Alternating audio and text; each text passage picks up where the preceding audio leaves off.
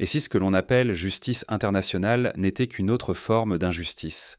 Depuis des décennies, des institutions étrangères se donnent le droit de juger l'Afrique, prétendant agir au nom de la justice et de l'impartialité. Mais qui vraiment tire les ficelles? Qui décide des coupables? Qui choisit les accusés? Et pourquoi ce sont toujours nos leaders africains qui montent sur le banc des accusés? La Cour pénale internationale, censée incarner l'équité, n'a cessé d'accuser et d'humilier des fils du continent africain. Laurent Gbagbo, parmi tant d'autres, a été traîné devant des tribunaux lointains, exposé à la vindicte mondiale, pendant que d'autres responsables, ailleurs, restent intouchables. Ce qui est présenté au monde comme justice ressemble de plus en plus à de la domination, à une façon masquée d'opprimer toute une région et d'affaiblir ses leaders. Pour beaucoup en Afrique, ce que certains appellent justice n'est qu'une oppression qui ne dit pas son nom. On juge nos choix politiques, on criminalise nos résistances, on refuse d'écouter nos vérités. Si rien ne change, la soumission s'installe, la dignité se perd et le continent risque de voir son destin confisqué à jamais. Mais comment cette situation a-t-elle pu s'installer aussi longtemps? Pourquoi la voix de l'Afrique a-t-elle été systématiquement étouffée? Et par qui?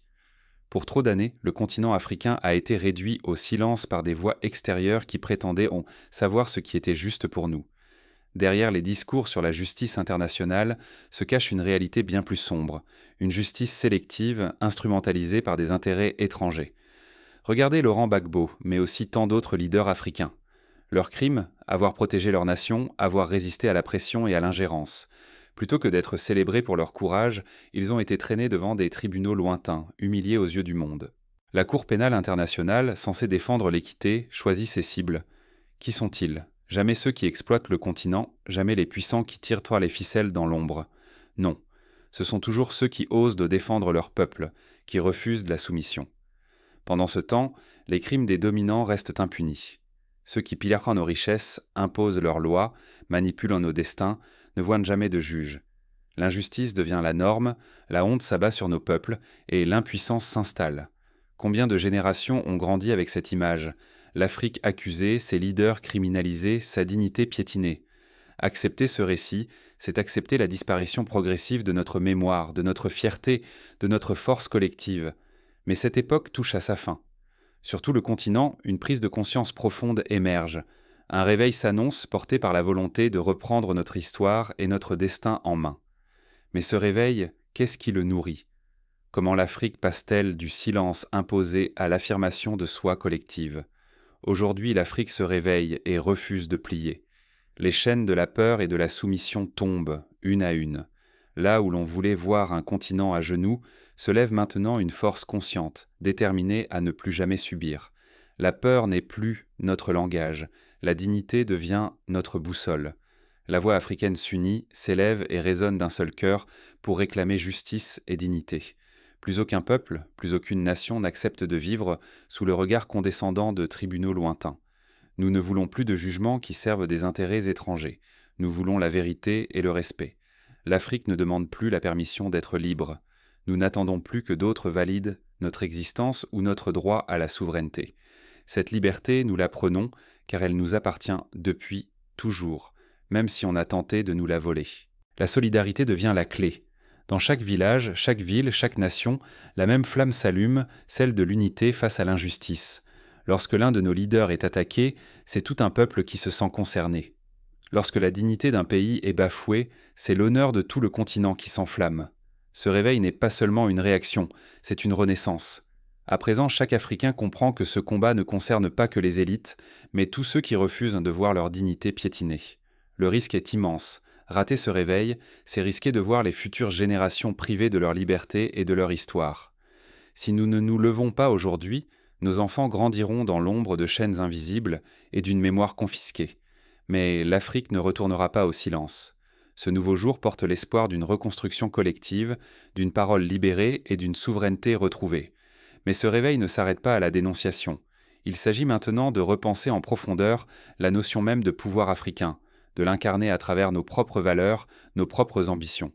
Et si le véritable pouvoir se trouvait dans l'esprit, dans notre mémoire collective, peut-être que la révolution la plus profonde ne se joue pas sur les places publiques, mais dans le cœur et dans l'âme de chaque Africain. Avant de changer l'histoire écrite, il faut d'abord se libérer mentalement, abandonner la honte, balayer les doutes, refuser pour toujours la soumission héritée de l'extérieur. Cette révolution intérieure exige que l'on honore nos héros, que l'on valorise nos langues, que l'on raconte notre passé avec nos propres mots. Il s'agit de réécrire l'histoire, non pour effacer la douleur, mais pour y inscrire la dignité de ceux qui ont résisté. Quand un peuple retrouve la fierté de son identité, il n'est plus prisonnier du regard de l'autre. C'est ainsi que s'ouvre la voie vers des sociétés justes, souveraines, indépendantes. L'Afrique ne pourra jamais être véritablement libre tant qu'elle continuera à dépendre des récits imposés et des jugements venus d'ailleurs. C'est en acceptant notre histoire, en la comprenant et en la transmettant sans filtre, que nous pourrons bâtir des institutions qui protègent au lieu d'opprimer. Il faut enseigner à nos enfants, dès le plus jeune âge, que leur dignité n'est pas négociable. Que personne, ni dans une salle d'audience lointaine, ni dans des livres écrits par d'autres, n'a le droit de décider de leurs valeurs. La fierté, la confiance et la responsabilité doivent devenir le socle indestructible sur lequel se construit l'Afrique de demain. Car la plus grande menace n'est pas extérieure, elle est intérieure. Une Afrique soumise mentalement, honteuse de son histoire, serait condamnée à l'échec éternel. Mais une Afrique éveillée, qui reprend possession de sa mémoire et de son esprit, peut devenir une lumière pour le monde entier. Mais comment, concrètement, chacun peut-il devenir acteur de ce renouveau ? Quelles actions simples et puissantes sont à la portée de tous ? La souveraineté commence par chaque geste, chaque mot, chaque pensée. Refuser la validation extérieure, c'est croire en la valeur intrinsèque de notre continent et de chacun de ses enfants. Nous n'avons plus à attendre l'approbation de tribunaux ou d'institutions lointaines pour exister ou être fiers de qui nous sommes. La reconnaissance la plus précieuse est celle que l'on s'accorde à soi-même et à son peuple. L'unité et la solidarité sont nos véritables armes. Elles ne doivent pas rester de simples mots, mais devenir des réalités vécues dans chaque village, chaque quartier, chaque nation. Soutenons-nous, défendons nos leaders quand ils sont injustement attaqués, et rappelons-nous que chaque division fragilise la souveraineté africaine. Investissons-nous pleinement là où notre pouvoir est réel, dans l'éducation de nos enfants, dans la santé de nos familles, dans le développement de nos économies locales. Chaque livre ouvert, chaque dispensaire construit, chaque entreprise soutenue est une pierre posée sur le chemin de notre indépendance. Mais gardons nos esprits en éveil. L'oppression ne prend pas toujours la forme de chaînes visibles. Elle s'insinue souvent dans nos têtes, dans nos doutes, dans l'idée que nous ne serions pas assez. Refusons les discours qui nous disent que notre destin se joue ailleurs. Vigilance, esprit critique et confiance sont les clés pour ne plus jamais subir l'injustice imposée par d'autres. Car sans engagement concret, les discours de dignité et de renaissance resteront lettres mortes. Si nous n'agissons pas, si nous ne faisons pas de notre unité et de notre souveraineté une priorité de chaque jour, alors l'histoire de la domination se répétera encore. Le réveil africain ne sera réel que si nous nous en saisissons, collectivement et individuellement, dans chaque décision, chaque solidarité, chaque résistance. Le futur appartient à ceux qui osent le prendre en main. Il est temps désormais d'affirmer ce nouvel état d'esprit, non seulement pour nous, mais face au monde entier. L'Afrique invite chacun à se joindre à ce mouvement irréversible et à incarner, dès aujourd'hui, cette révolution de la dignité. Le monde n'attend que la voix pleine et fière de l'Afrique. Aujourd'hui, nous arrivons à la fin d'une ère. L'Afrique ne sera plus jamais spectatrice de son propre récit, ni soumise à la sentence d'institutions étrangères déguisées en arbitres de la justice. Le temps de la soumission est révolu. Celui de la dignité retrouvée commence maintenant. Si nous laissons passer ce moment d'éveil, nous risquons de replonger le continent dans l'ombre, dans le silence et dans la dépendance. Ne nous trompons pas de combat. Ce n'est pas simplement une question de procès, ni de jugement, mais de reconquête totale de notre souveraineté, de notre dignité et de notre fierté collective. Nous avons été dénigrés, divisés, jugés sans être compris. Mais l'Afrique ne pliera plus. La vraie révolution est intérieure. C'est dans nos esprits, dans la solidarité entre nos peuples, que se joue la libération. La souveraineté commence par ce refus d'accepter la honte imposée et par la volonté ferme d'agir ensemble. Chaque Africain, où qu'il soit, porte désormais la responsabilité de ce renouveau. Les prochaines générations n'auront d'avenir que si nous nous levons aujourd'hui, unis, pour défendre nos leaders, protéger nos peuples et écrire notre propre histoire.